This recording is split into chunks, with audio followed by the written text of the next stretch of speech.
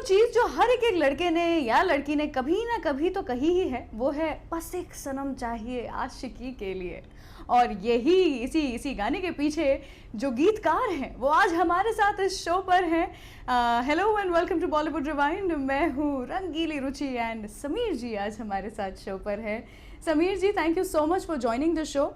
इससे पहले कि आप कुछ भी कहें, मैं हमारे दर्शकों को बताना चाहती हूँ कि आपने अभी फिलहाल में ही एक Guinness book of world record बनाया है। 35 साल के करियर में 650 फिल्मों में 3524 गाने लिखे हैं आपने। मतलब मैं ताली बजाना चाहूँगी, हमारे दर्शक भी ताली बजा रहे हैं। क्या बात है। तुमने सवाल बहुत अच्छा किया कि मैंने रिकॉर्ड बनाया, मगर मैं एक बात तुमसे कहूं कि रिकॉर्ड कोई बनाता नहीं, रिकॉर्ड खुद बनते हैं और खुद टूटते हैं।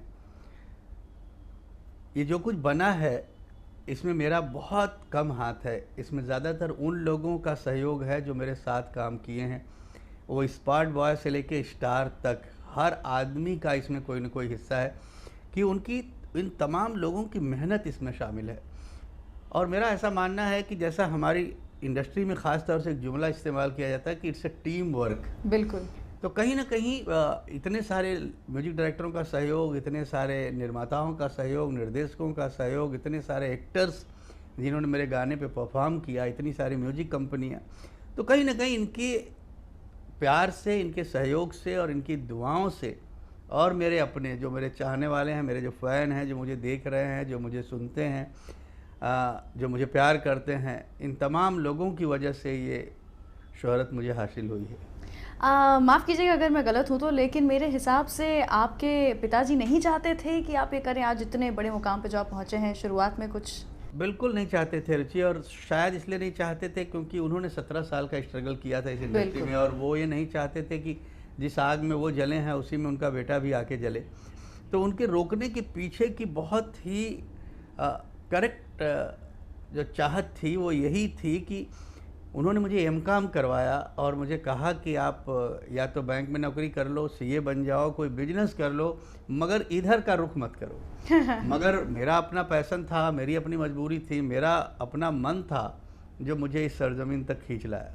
आप कुछ बैंक ऑफिसर हुआ करते थे, ऐसा हमने सुना। अरे बैंक ऑफिसर तो नहीं हुआ था, बैंक में सर्विस मिली थी मेरी। अच्छा। 2 दिन मैंने काम किया और 2 दिन बस 2 दिन काम करने के बाद मेरा अंतर मन कहा कि नहीं समीर, ये तुम्हारी डेस्टिनेशन नहीं है, तुम्हारी मंजिल नहीं है।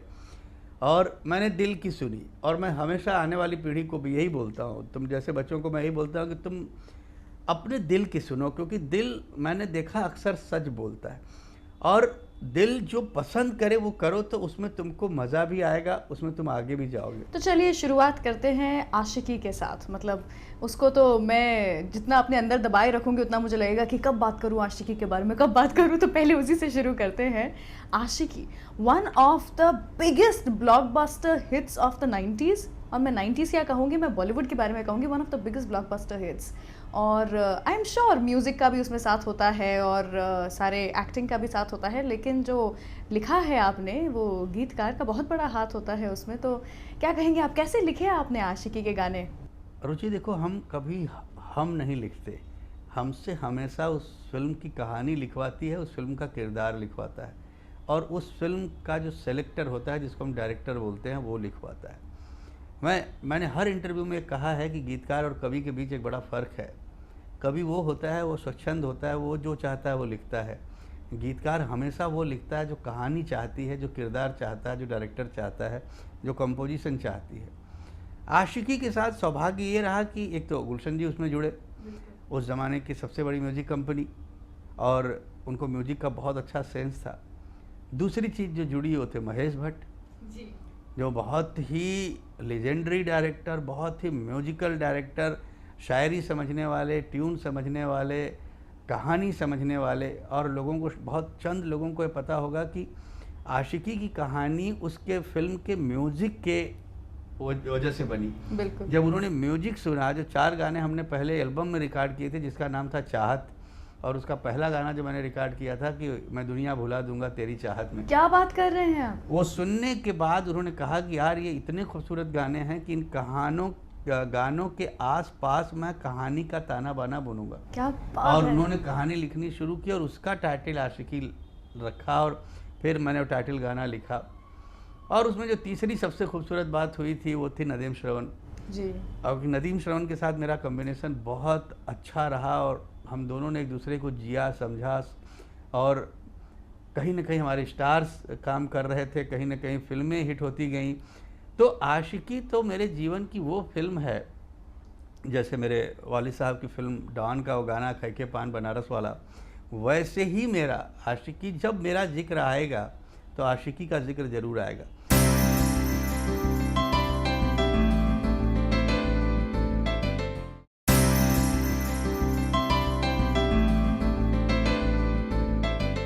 ऐसी और कौन सी 5 फिल्में होंगी आपके हिसाब से? हाँ, 5 तो तुम कम बोले बेटा, कम से कम मैं तुमको जो मुझे इंस्टेंट याद 100 बता आती है, सकते हैं कम से कम। इंस्टेंट जो याद आती है, जो पहली हिट हुई थी दिल, बिल्कुल। फिर आशिकी, फिर साजन, साजन। फिर दीवाना, फिर दिल है कि मानता नहीं, फिर सड़क, फिर हमारा ही प्यार के, घूंघट की आड़ से।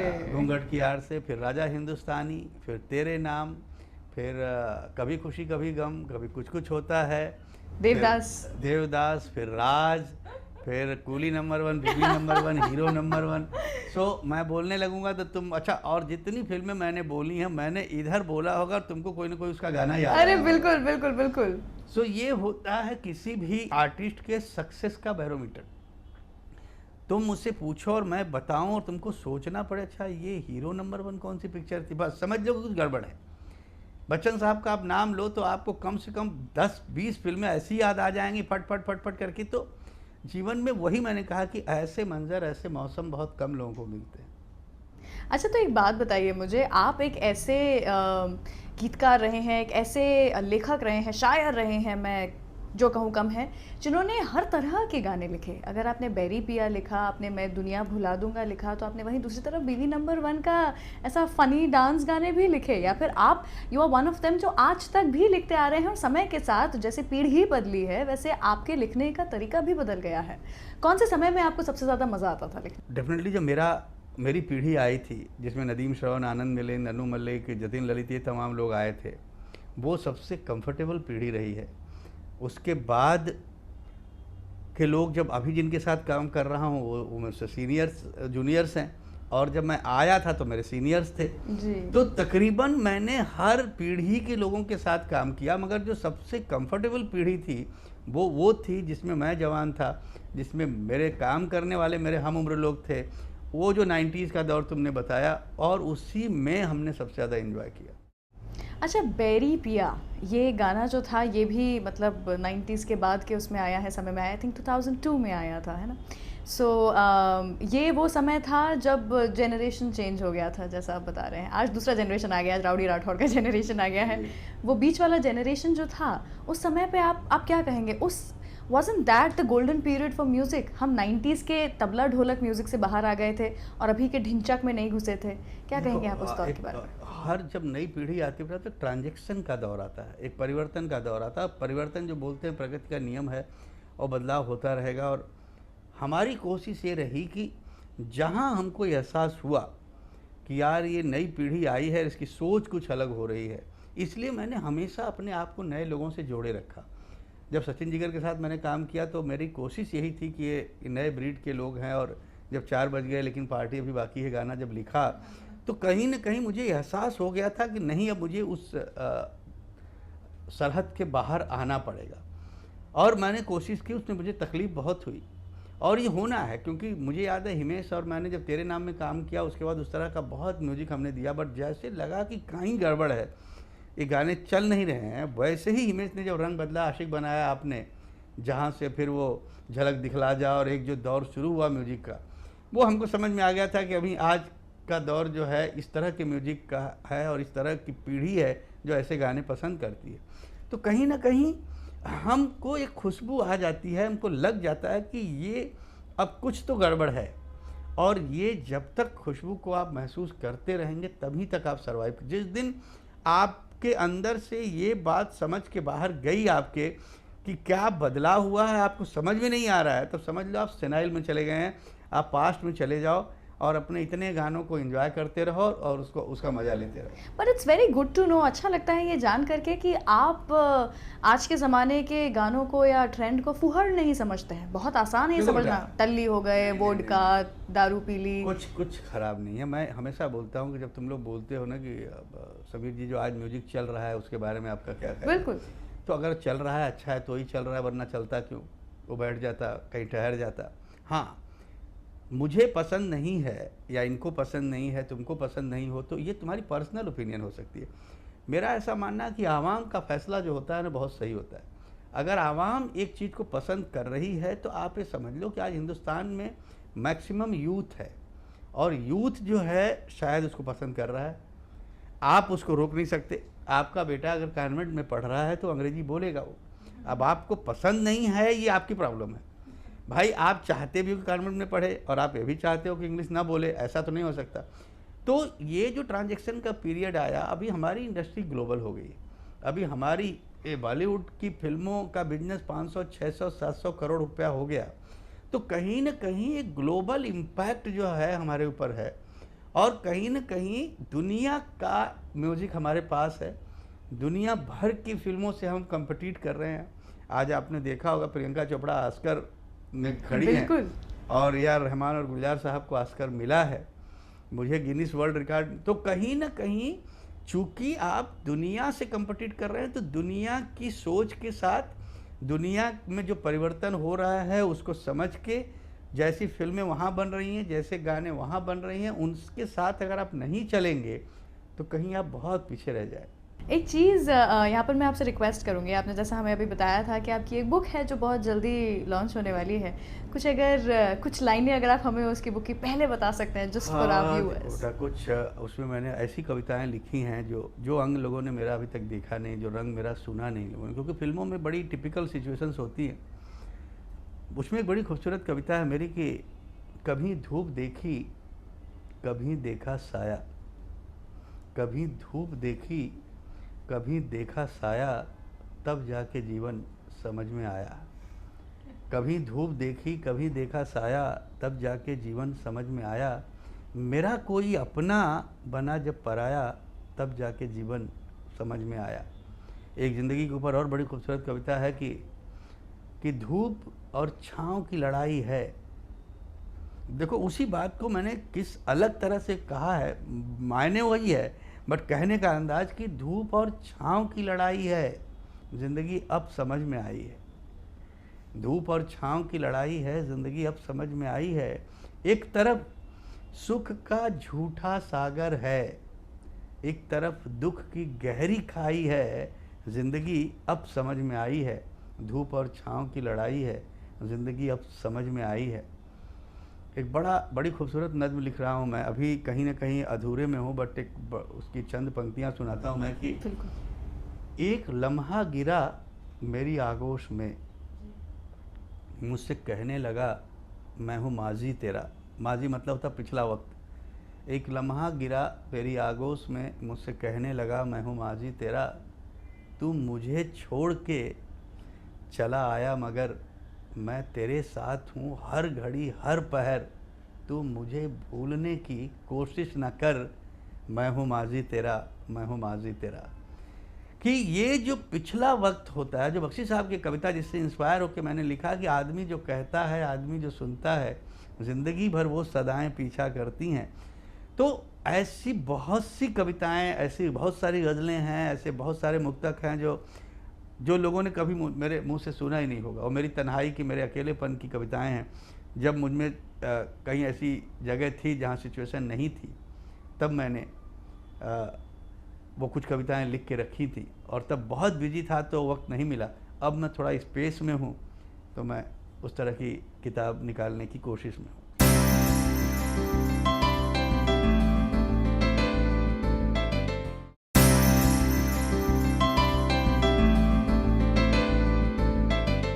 आप तो इतने सारे लोगों का इंस्पिरेशन बने रहे हैं और अब भी बन रहे हैं। जैसा हमने कहा था कि Guinness book of world records में आपका नाम जो है शामिल हुआ है। नॉट जस्ट शुरुआत से ही ऐसा है। फिल्म फेयर अवार्ड्स की तो आपने झड़ी लगा दी थी, तो उसके बारे में बताइए, फिल्म फेयर अवार्ड्स के बारे में भी बताइए, वो मोमेंट्स, वो फीलिंग। देखो बेटा, जो मेरी ज़िंदगी का 2 मोमेंट बड़ा खूबसूरत रहा है। कहीं न कहीं मेरा एक सपना था कि मेरी ज़िंदगी में अगर कभी मुझे फ़िल्म फेयर मिला, तो मैं अपने पिताजी के हाथों से लूँगा। और आशिकी का जब वो सम्मान मुझे मिला तो मैंने उनको बुलवाया और उन्होंने बड़ी अच्छी लाइन कही थी कि ये सम्मान समीर का नहीं है, ये अनजान की दूसरी यात्रा की शुरुआत है।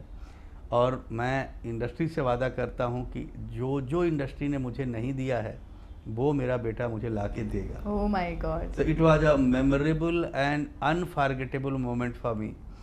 वो मंज़र मेरी आंखों से जाते ही नहीं। दूसरा, मैंने कहा है हर इंटरव्यू में, मैंने कहा है कि मेरे दो फेवरेट सॉन्ग राइटर थे, मजरू सुल्तानपुरी और आनंद बख्शी, जिनका मैं बहुत मुरीद रहा हूँ और अभी तक उनसे सीखता ही जा रहा हूँ। और मैं हमेशा इनसे जब लिखता था, जैसे मान लो आशिकी का म्यूजिक हिट हुआ, तो मैं बख्शी साहब से पूछता था कि अंकल कैसे लगे गाने आपको, तो एक ही जुमला उनका होता था, बेटा लिख अच्छी है, लिख रहा है, मेहनत करनी पड़ेगी और मेहनत कर। और मैं सोचूंगा यार फिल्म फेयर तक मिल गया, अभी तक कितनी मेहनत करवाएंगे लोग मुझसे। मगर उन्होंने कभी नहीं कहा कि नहीं अब मुझे लग रहा है कि तू लिखना समझ। एक दिन रात को उनका फ़ोन आया था जब उन्होंने ये जुमला बोला था, और वो फिल्म थी राजा हिंदुस्तानी, जिसको देखने के बाद उन्होंने कहा कि जा आज मैंने तेरे को दिल से आशीर्वाद दिया और अब मुझे लगा कि इंडस्ट्री को एक गीतकार मिला जिसकी बहुत ज़रूरत है। ये वो मंजर हैं जो मेरे लिए ऑस्कर से बड़े हैं, जो मेरे लिए गिनीज वर्ल्ड रिकॉर्ड से बड़े हैं, जो मेरे लिए किसी फिल्म फेयर से बड़े। क्योंकि क्या होता है ना, जब वो लोग जो आपका काम जानते हैं वो आपकी तारीफ करें। जैसे एक बड़ा खूबसूरत मंजर था कि मेहदी हसन गज़ल गा रहे थे और बहुत बड़ा क्राउड था। क्राउड में एक आदमी बीच में खड़ा होकर चिल्लाता था, लोगों को बड़ा गुस्सा है, डिस्टर्ब हो, लोग बोले पागल आदमी चला सुनने नहीं दे रहा, गज़ल चिल्लाता बार बार। 2-4 लोग उसको पकड़ के उसको जब बाहर निकालने लगे और उससे पूछे तुम कौन हो, क्यों चिल्ला रहे भाई, तो पता चला कौन था मालूम है, वो था गुलाम अली। क्योंकि मेहदी हसन की गज़ल को जो समझ रहा था वो गुलाम अली था। अरे तो बाबा ये जो होता है ना बेटा कि जब एक आप जैसे मेरी तारीफ अगर कोई राइटर करे तो वो मेरे लिए सबसे बड़ा सम्मान है। मेरी तारीफ एक आम आदमी करे, चलो ठीक है, उसकी अपनी पसंद है, मगर एक काम जानने वाला, तुम एक इंटरव्यू करके जाती हो और कोई तुमसे इंटरव्यू लेने वाला बोले कि रुचि तुमने कमाल इंटरव्यू किया था, तो तुमको बहुत मज़ा आता है। बिल्कुल, दिन बन जाता है। दिन बन जाता है। क्या बात है, मुझे लग रहा है कि मैं बैठ करके घंटों तक आपकी बातें सुन सकती हूँ। ऑल्सो बिकॉज मुझे वो जो समय था, जो उस समय हमारी इंडस्ट्री थी, जो मूवीज़ बनी थी, आई एम अ फैन। मतलब मैं बैठ करके इतने समय तक आपसे ये चीज़ें, बातें, कहानियाँ, किस्से सुन सकती हूँ। लेकिन एक चीज़ मैं आपसे पूछना चाहूँगी अभी कि जानते हैं कि आप आज तक भी गीत लिख रहे हैं और सबका मन लुभा रहे हैं, लेकिन आज जो बडिंग आर्टिस्ट हैं, जो राइटर्स हैं, जो पोएट्स हैं, जो कविताएं लिखना चाहते हैं, जो मूवीज़ में अपना करियर बनाना चाहते हैं, उनको क्या कहेंगे आप? कुछ नहीं बेटा, एक चीज़ मैं हमेशा बोलता हूँ कि ज़्यादातर लोग बाहर से इस दुनिया को देखते हैं और ये बड़ी चमक दमक वाली दुनिया है, इसको बोलते हैं बड़ी ग्लैमरस इंडस्ट्री है, मगर उनको ये समझ लेना चाहिए कि अगर उजाला बहुत ज़्यादा है तो अंधेरा उतना ही गहरा होगा। बिना अंधेरे के उजाले का कोई वजूद नहीं है और बिना अंधेरे के उजाला होता भी नहीं। अगर वो इस भरम में आ रहे हैं कि यार ये तो बस मैं आया और तुरंत समीर, गुलजार और जावेद बन गया, तो समझ लो ये इम्पॉसिबल है। और मैं बताता हूँ कि ये इम्तहान की जगह है, पढ़ाई की नहीं। यहाँ आने के पहले पूरी पढ़ाई करो जी। पहले समझो इस तकनीकी को, इसके ग्रामर को, इस इंडस्ट्री को, कविताओं को, गज़लों को, नज़मों को, और वो तमाम लोग जिनके तुम मुरीद हो उनको पढ़ो और ख़ुद कम्पीट करो उनसे। जैसे मैंने गुलजार साहब की अगर कोई मुझे कविता पसंद आती है, जावेद साहब की कोई कविता पसंद आती है, तो मैं खुद ही कोशिश करता हूँ कि यार इससे ऐसा मुझे लिखना तो कैसा लिखूँ। और जिस दिन मुझे लगता है कि चलो मैं 100% नहीं हूँ, 90% भी जिस दिन मुझे लग जाता है ना, तब मैं सामने वाले को सुनाता हूँ, देखो मैं तुमको एक गुलजार साहब जैसी कविता सुनाता। आपको पता है कि आपको खुद ही नहीं पता है। वो दुष्यंत कुमार की एक बड़ी खूबसूरत लाइन है, बड़े अच्छे राइटर हैं, गज़लकार हैं वो, कि गलतफहमी के शिकार के लोगों के लिए उन्होंने बड़ी खूबसूरत एक लाइन लिखी है कि आपके पाँव के नीचे कोई ज़मीन नहीं, आपके पाँव के नीचे कोई ज़मीन नहीं, कमाल है कि फिर भी आपको यकीन नहीं। आप अगर गलतफहमी के इतने बड़े शिकार हो, आपको खुद ही अपने बारे में नहीं पता है, then how you will survive. तुमको पता है कि भाई तुम इंटरव्यू लेने के लिए कैपेबल नहीं हो और तुम इंटरव्यू लेने अगर आ जाओगी तो क्या हाल होगा तुम्हारा। तो बेहतर है कि पहले उसकी तैयारी कर लो, क्योंकि ये चक्रव्यूह की आखिरी लड़ाई है। आप इम्तिहान में गए, आपने पढ़ाई की ही नहीं और बैठ गए, पेपर आ गया तो क्या हाल होगा आपका। सो जो आने वाली पीढ़ी है, मुझे उससे यही कहना, यही उनसे गुजारिश है कि आप सोच समझ के आओ, पढ़ के आओ, अच्छा किसी टीचर की ज़रूरत ही नहीं है आपको समीर बनना है, सारे गाने मेरे सुन लो और उन्हीं की जगह अपनी तरह से गाने लिखो और देखो कि जैसे मैंने गाना लिखा कि सांसों की ज़रूरत है जैसे ज़िंदगी के लिए, आप वैसा कोई गाना लिखो और अपने 4 दोस्तों को सुनाओ और उनसे पूछ लो कि वो ऐसा लग रहा है कि नहीं, तुमको वहीं का वहीं रिजल्ट तुमको मिल जाएगा। आपसे ये भी पूछना चाहूँगी मैं कि वो जो एक ज़माना था 80s और 90s, उसमें उर्दू लैंग्वेज, एक भाषा और उसका लहजा भी मानते हुए बहुत इम्पोर्टेंस था उसका। क्या लगता है आपको आज की तारीख में वो है, क्या वो गुम होता जा रहा है? बट बहुत अच्छा पूछा तुमने, क्योंकि उस ज़माने में जो जितने शायर हुआ करते थे वो कहीं ना कहीं उर्दू समझते थे, उर्दू जानते थे और उर्दू का बहुत अच्छा इस्तेमाल किया उन्होंने। मेरी भी कोशिश रही, जब तक मैंने काम किया, मुझे जहाँ जहाँ लिखने का मौका मिला मैंने उर्दू का अच्छा इस्तेमाल किया। आज भाषा का खिचड़ीकरण हो गया है। खिचड़ीकरण करने का मतलब है कोई एक भाषा रही नहीं गई, आधी इंग्लिश है, आधी उर्दू है, आधी हिंदी है, तो कहीं ना कहीं इतना मिक्स मैच हो गया है कि आप ये नहीं बोल सकते कि ये है और ये नहीं है। हम जैसे बात करते हैं वैसे हाँ ही भाई, लिखने लगे। जो आने वाली पीढ़ी अगर आप उससे बात करो तो कभी हिंदी में बोलेंगे, कभी आधी इंग्लिश अरे भाई, हमारे जो न्यूज़पेपर इंग्लिश के आते हैं, उर्दू के आते हैं, उनमें कई जगह इंग्लिश शब्दों का इस्तेमाल करते हैं वो लोग, उनको पता भी नहीं होता। और उनको पता भी नहीं होता क्योंकि वो हमारी बोलचाल की भाषा में आ चुकी है। जैसे उर्दू को हिंदी से अलग करना इससे इम्पॉसिबल, क्योंकि वो अब 2 भाषाएं रही नहीं गई। वो जो बोलते हैं ना जुड़वा बहनें हो गई हैं, तो वैसे ही हालत है। अब कौन सी भाषा का सही मायने में इस्तेमाल हो रहा है ये बताना बहुत मुश्किल है, इसीलिए मैंने उसको एक नाम दिया है कि भाषा का खिचड़ीकरण हो गया है। समीर जी, मेरी आज की शाम जो इतनी अच्छी गई है, थैंक यू सो मच।